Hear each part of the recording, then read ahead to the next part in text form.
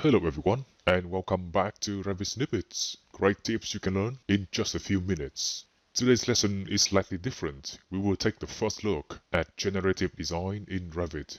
I will show you how to create this kind of study, which is getting a lot more popular these days, because now that we are coming out of this COVID-19 pandemic, the key questions for many designers and planners is how to analyze an existing open office layout to see how many people can it accommodate now with all the rules regarding social distancing in place. For example, here I have this typical open plan office layout. And with this Dynamo script we will create together today, I can simply change the seat value and run it to get a different layout, showing me in green chairs where people can safely accommodate, and in red those that should be ignored and should be unoccupied.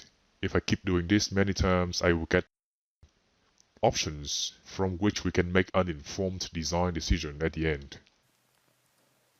The result will be fully in 3D as well, as you can see there. You can see kind of the bubble of safety for each of the workstations. And if I run this again, you will see everything updates one more time.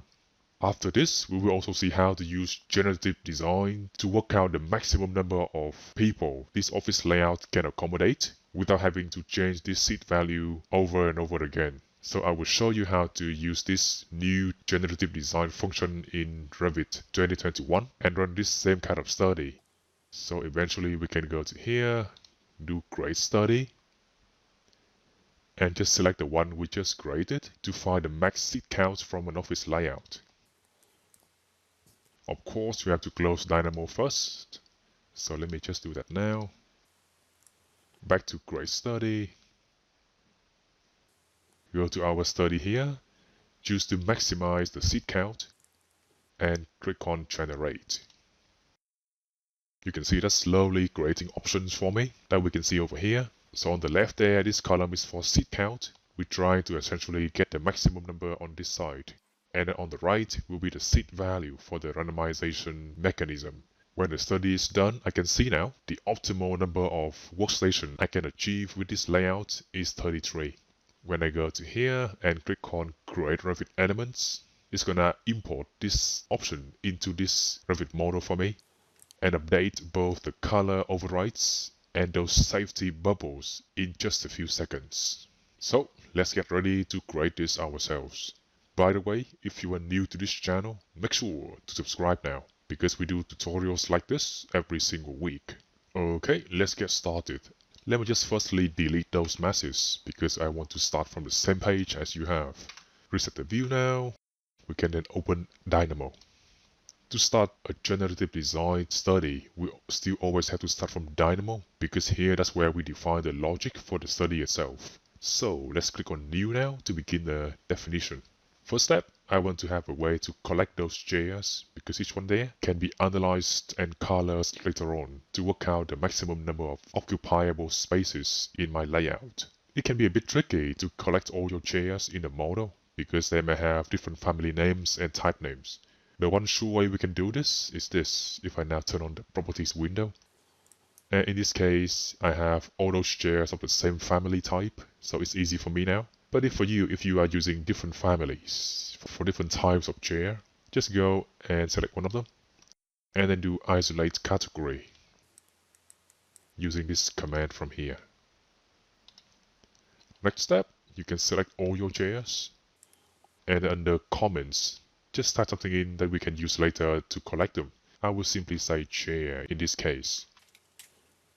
So, as you may have guessed, we will go into Dynamo, collect all the Revit elements, and then filter out for only those containing the word chair in the comments field.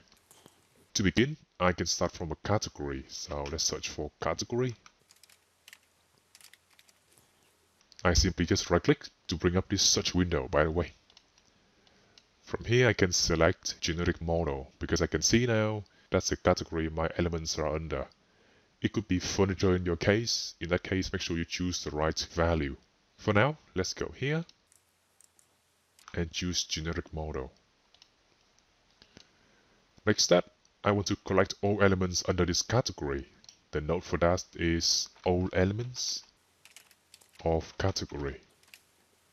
This one there. When I connect this to there, I can put in an extra watch node and see straight away that has collected for me 70 items, or 70 chairs in this case. Moving on, let's try to read that comments field. So I can do get parameter value by name. The elements will be there, going into this port. And for the parameter name, I can simply just double click here on the canvas and put in the word comments in quotation marks. That's a string or a name there I can supply to this other input port. And now when I see this output, I see all chairs. Next step, we can try to filter for only chair elements.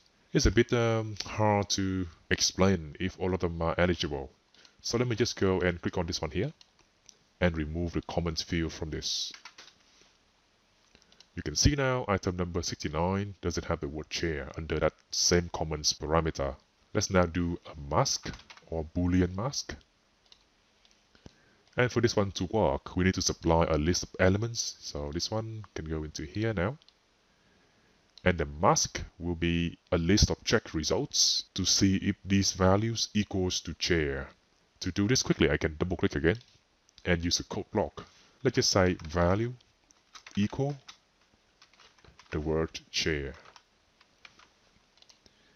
When I supply these names to here now, I will get back no longer a list of text, but a list of Boolean values, either a true or a false, like for this last one there.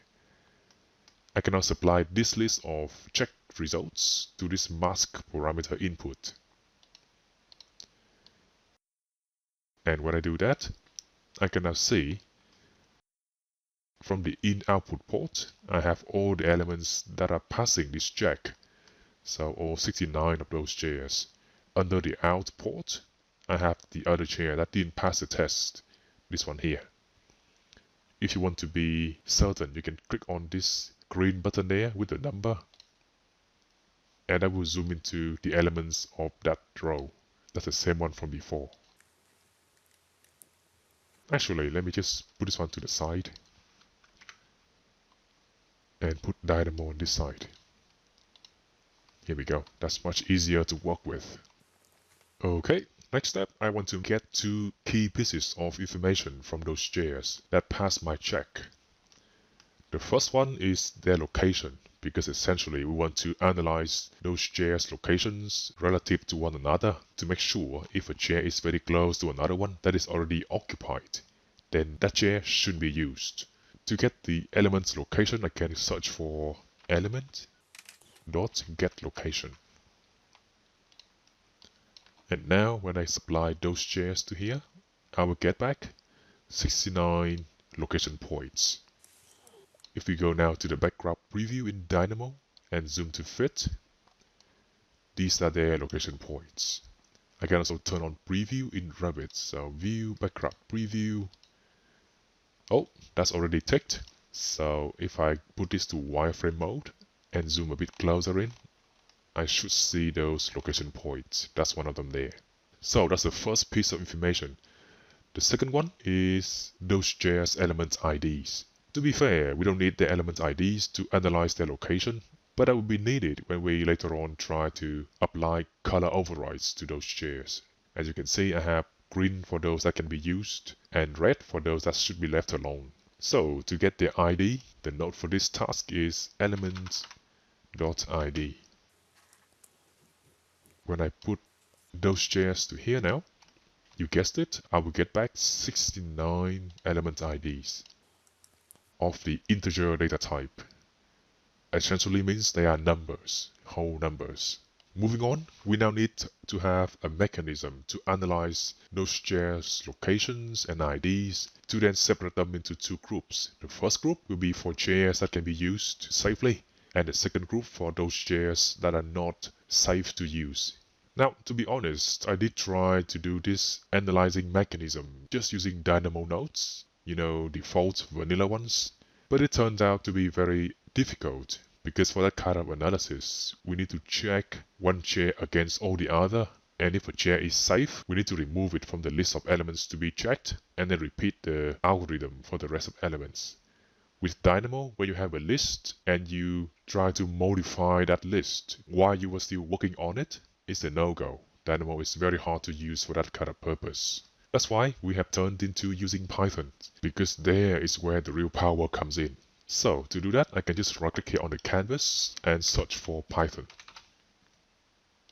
If I now double-click on this one here, it will open the Python editor right inside Dynamo.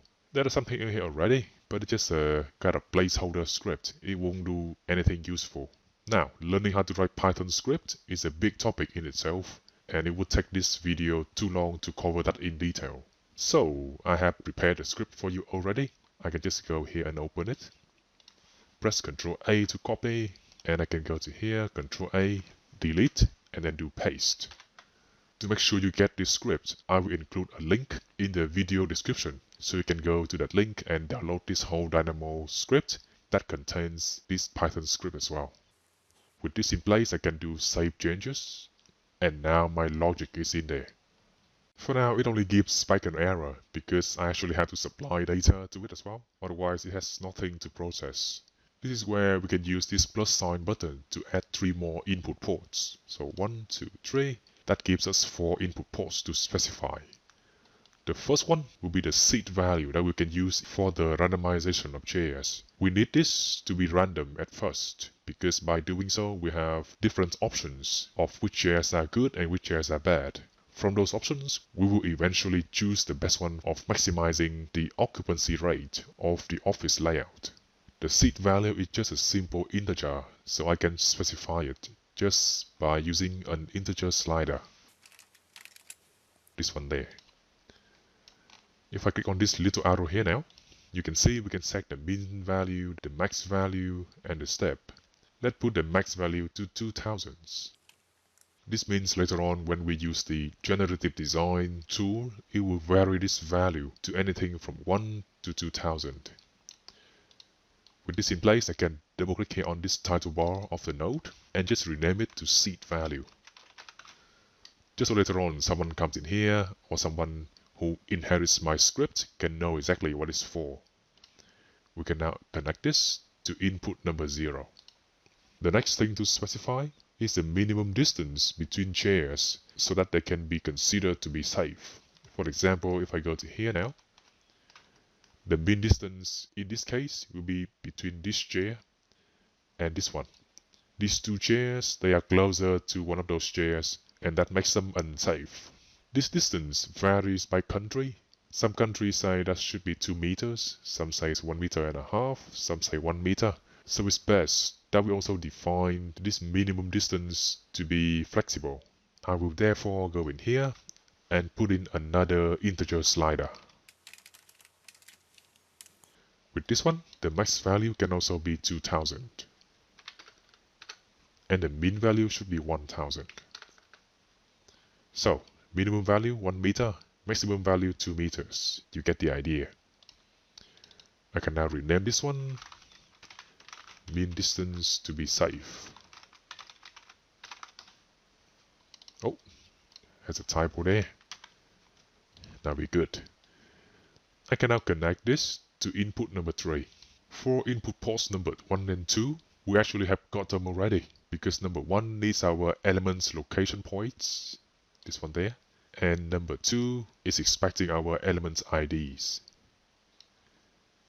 You can see there, as soon as all the input data has been specified, I have back to me some circles around chairs that are safe to use. If we look a bit further away here, lots of them are good to use because the distance between chairs that are considered safe is now only 1 meter. If I now change this value to maybe to something bigger, like 2 meters,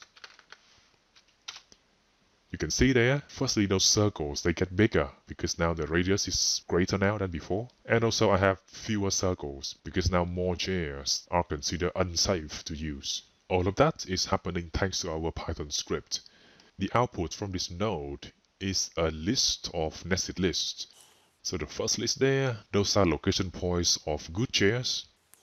The second list, these are the IDs of those good chairs. The third one shows you the IDs of chairs that should be used, those in red in our example. And finally, you have circles around good chairs in the final sublist.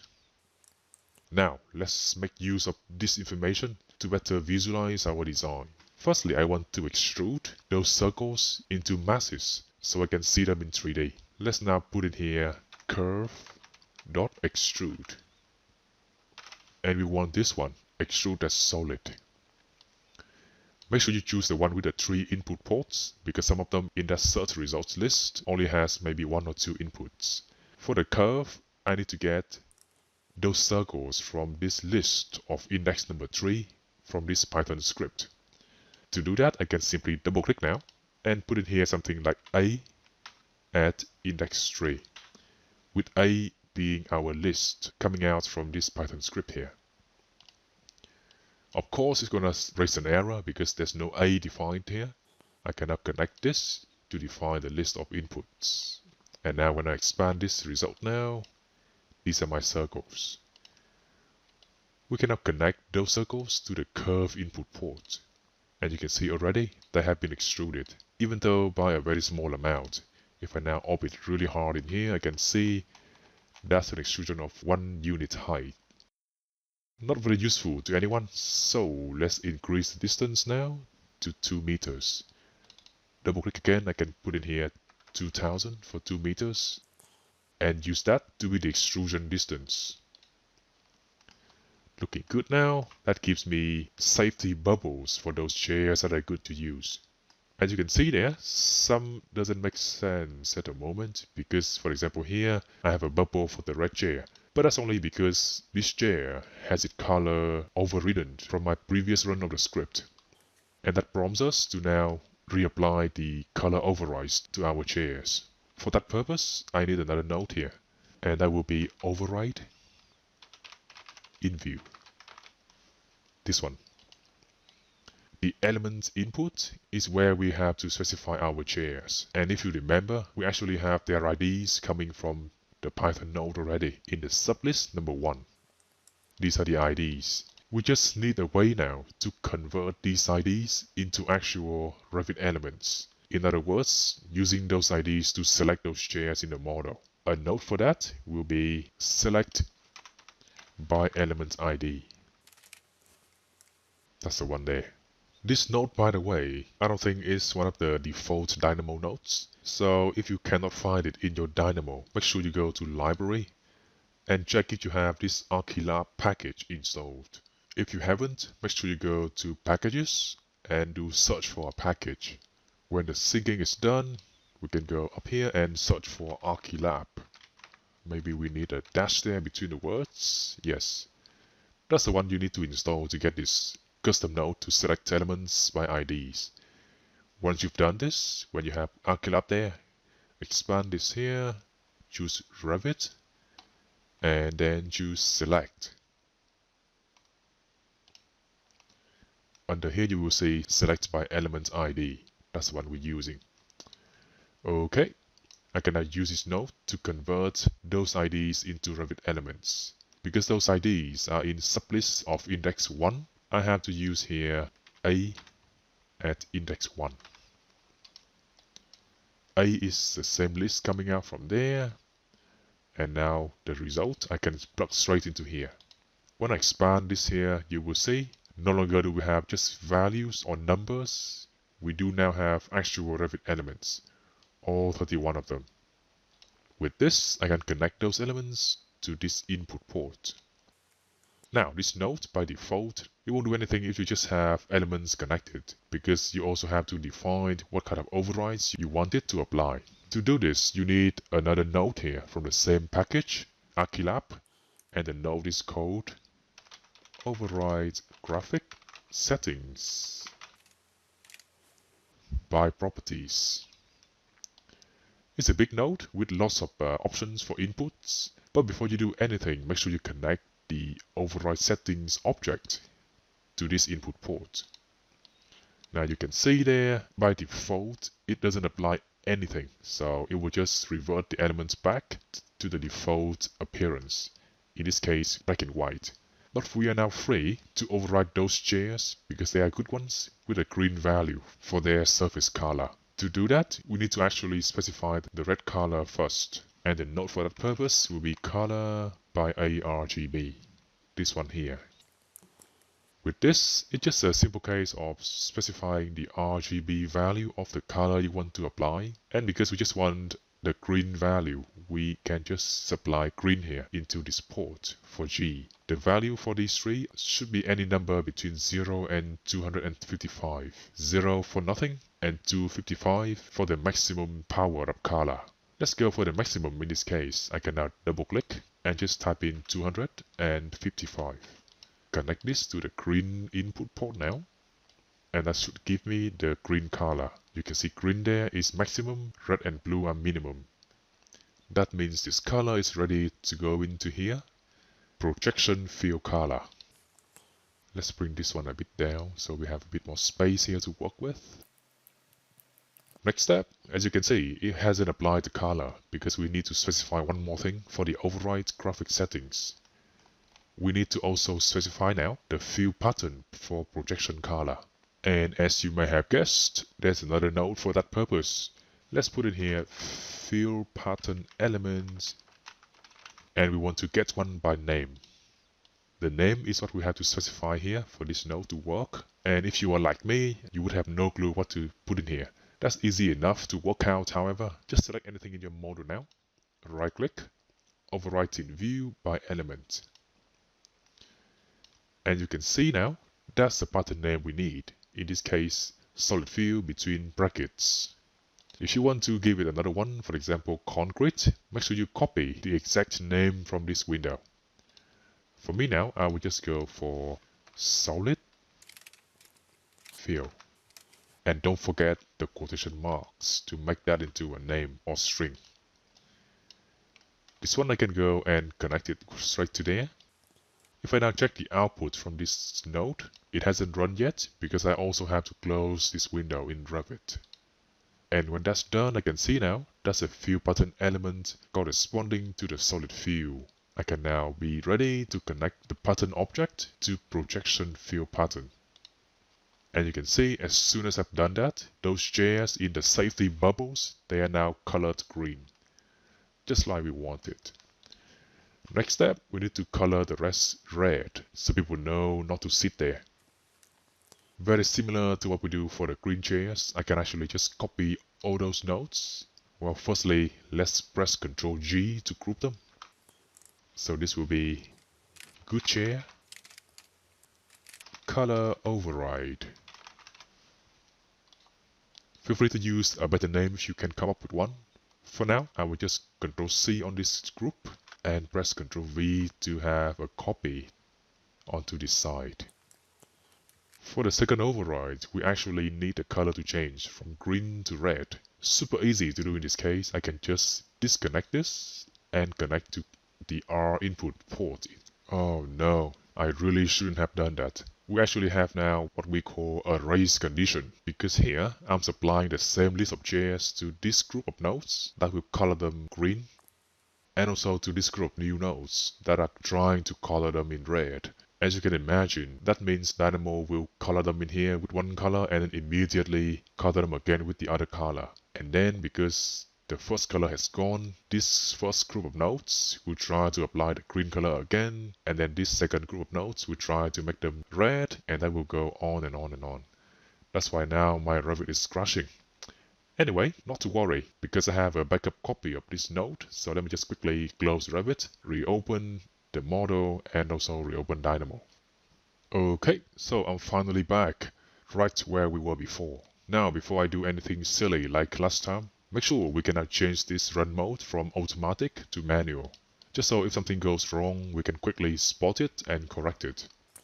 Just like before, I can now select this group of nodes, Ctrl C and Ctrl V to paste them to the side. With these now, I can change the color from green to red by simply just swapping this wire from going into green and make it go into red. More importantly, I need to go and change this list of elements to make sure that will give me chairs that shouldn't be occupied. For that purpose, I need to get their IDs from here. As we remember, the first sublist is for good points, the second sublist is for good IDs, and then this is what we need. The third sublist at index 2, these are the IDs of chairs that should be occupied. I can now do A at index 2. Connect this to here now, and those IDs, I can supply them to this select by ID custom node. Press run now, and you can see underneath this override node, I have 37 chairs already overridden with the color red. If I now zoom out slightly, you will see the colors are right now. Only chairs in our safety bubbles are now green. The rest are red. So far so good, but I also want to convert those cylinders into Revit masses, just so when I close Dynamo they won't disappear, and I can show them in colors on drawings, wherever I want them to be. To do this, we need to have another custom node here, which belongs to another custom Dynamo package called Springs. If you haven't got it, go to Packages, do search for a package, search for Springs. It's actually a bit confusing because we have several packages here with the word Spring in the name, so make sure you have the full name specified up here, and that will be Spring Nodes. This one is the one to install. I have done that already, so under Spring now I can go to Revit and find Direct Shapes. This one here, and the node we need now is Direct Shape by Geometry. This one there. The geometry is obviously our cylinders coming out from this node, so I can connect it straight to there. The category, we can search for categories and specify the name mass as the category for new direct shape objects. Connect to there now, and then finally they need to have names. Now you can go fancy with naming those objects, but for now I will just give them numbers from 1 to how many there are. To begin, let's get the number of names I have to specify. We can now do list count and connect this list of objects to here. That will give me 32, that's the number of items on that list. I can now generate a number range from 0 to 31. The node for this will be range. The start value I can leave at the default one, which is 0. The end value I need to have this value here, 32 minus by 1 to get 31. That's easy enough to do. I can do just A minus 1. A will be this count number I get from this node, and the result I can supply to the end input port. The step will be default at 1, that's good enough for me. I can run now to see my list of numbers coming back from 0 to 31, just like we needed. Next step, I need to convert those numbers to string, because here this input port is expecting text objects, not number objects. Easy enough to do as well. I can just do string from object, supply the sequence to object there, and I will get all text objects back. Looks the same, but very different. I can now supply this to here now, and run the definition. That has been done, because I know under here I have 32 direct shape objects. You don't see anything here yet, because massing is not on. Let's change that now. You go to massing and site, and turn on show mass. Well, I also have the category isolated. Let's unisolate them first. And here we go. You can see there, that's a mass object with a number as the name. If I go maybe to a plan view, like level 0 there, you can see that's the default appearance for those masses. If you want them to be nicely transparent and colored like this, just apply an override on the massing category. Oops, I'm on level 1. Let's go back to level 0. So if you want them to be transparent and colored, right click, override graphic in view by category, set transparency to maybe 60%, 70%, and for the cut pattern, choose solid with a custom color like orange. You can see the color hasn't come up yet, But that's only because we also have preview of those cylinders from Dynamo.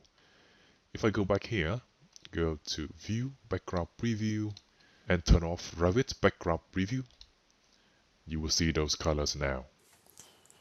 So that's what we can do for either a 3D or 2D view to show those safety bubbles. If that's all you want to do, which is to get a random number of occupiable chairs in this open office plan, then the script is pretty much complete, because here you can just go back to the beginning of the script, change the seat value to something else, run the script again, and the whole thing should update, including color overrides, the masses, and the cylinder in Dynamo. However, we actually want to optimize all of this to get the maximum available number of good chairs that people can occupy while maintaining social distancing. That means we have to keep an eye on this value here. Remember, from this Python node, I have the list of good points. I can now just count those points. So list A at index 0. That gives me those points in their own list. I can now do count and get the number of good chairs back. That should be 31, of course. To optimize this value, I have two options. Either trying to give this seat value as many alternatives as I can, essentially chasing this and running this script again and again until I get bored and go home. Or I can use a new feature in Revit 2021 to define and run a generative design study to give me this number instantly. That tool you can access from the same place where you have Dynamo.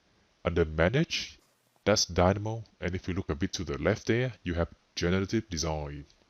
In here, we can create a study. But before doing this, we need to convert this Dynamo script first into a study that this tool can use. Let's do that. First step, you need to make the script remember some key piece of information. Essentially, these two nodes here, we need to cache their data and use the cache for the generative design engine.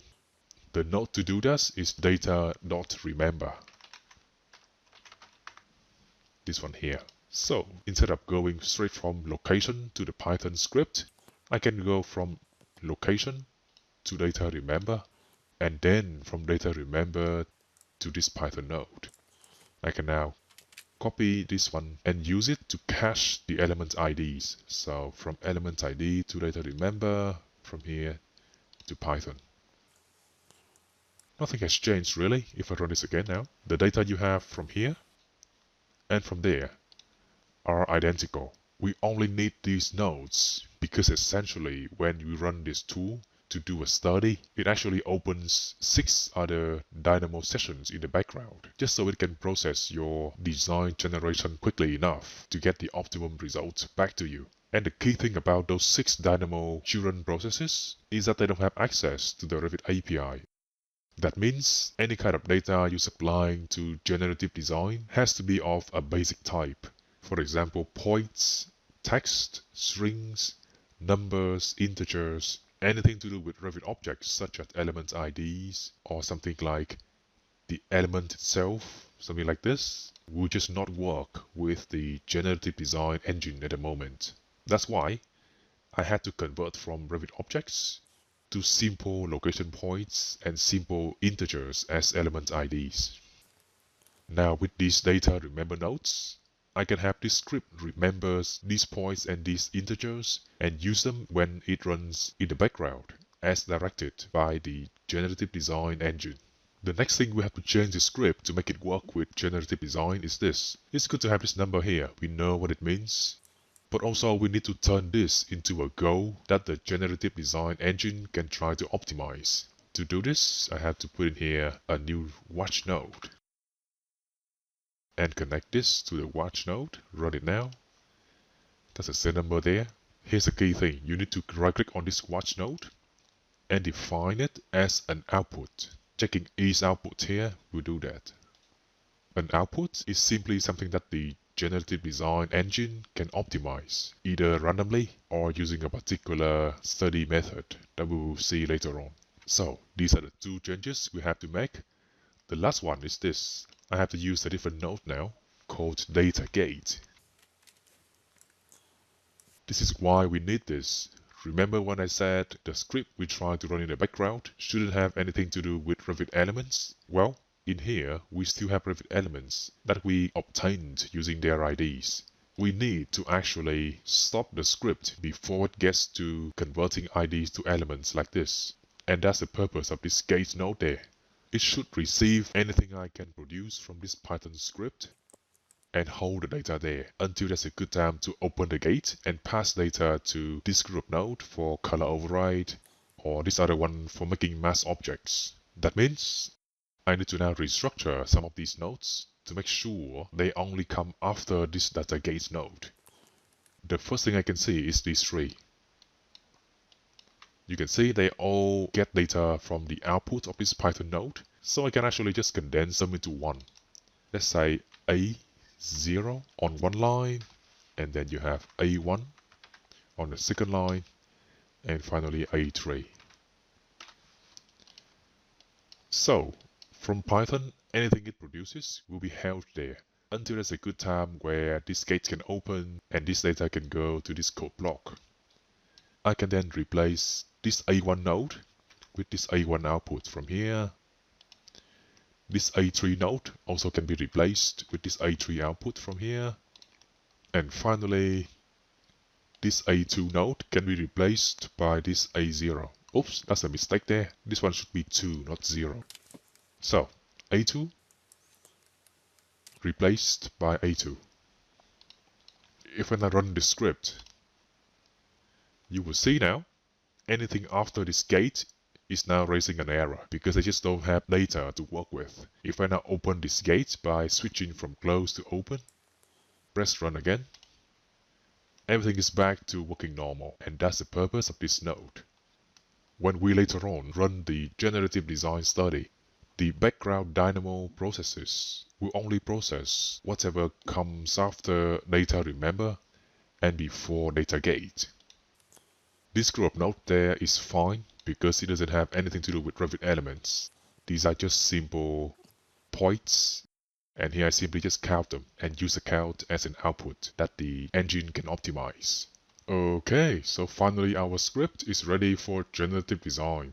Let's now save it and go up here, click on Generative Design and choose to export this for Generative Design. By the way, if you don't see this menu, that's for one of two reasons. Firstly, maybe you're not running Revit 2021, and in that case, I suggest you upgrade your Revit to this latest version. Secondly, if you don't see this, maybe you don't have the plugin fully updated in your Revit 21. In that case, simply go down to the video description and I will have a link there for you to download the latest generative design plugin for Revit 2021 from Autodesk.